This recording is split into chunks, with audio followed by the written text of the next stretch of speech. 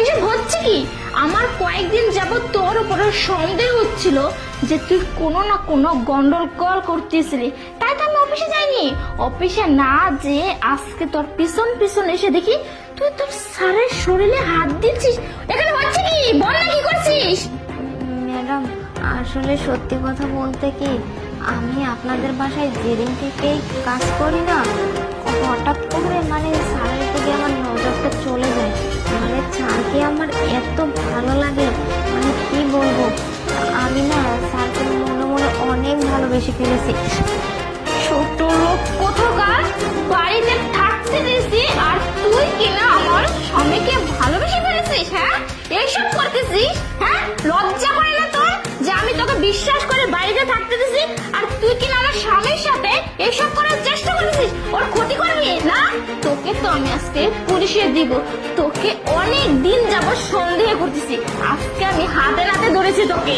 Madam, please আমাকে পুলিশের কাছে দিবেন না। আর দেখুন না, আমার বাসায় এটা কি খারাপ লাগে? একজনকে একজন তো ভালো লাগতেই পারে, তাই না? আচ্ছা, এইসব কবে থেকে হচ্ছে? ও, আমি বুঝতে পারছি, এবার মনে পড়ছে।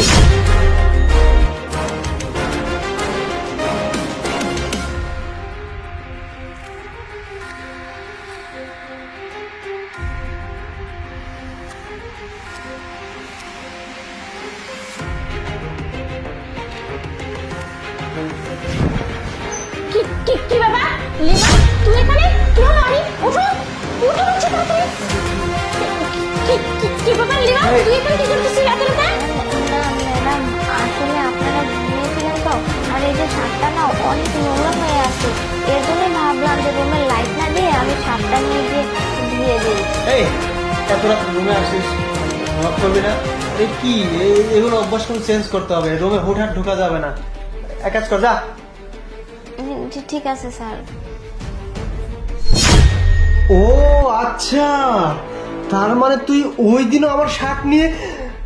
আরে এই শান্তা, ও তো অল্প কাজ করেনি, ও তো অনেক দূর এগিয়ে গেছে বিষয়টা নিয়ে।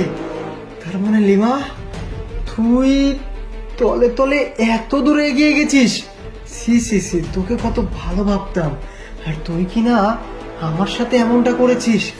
শান্তা, আমি জানি না ওকে বাসায় রাখবে কি রাখবে না, ওকে বাসা থেকে বের করবে। হ্যাঁ, তুমি একদম ঠিক কথা বলছো।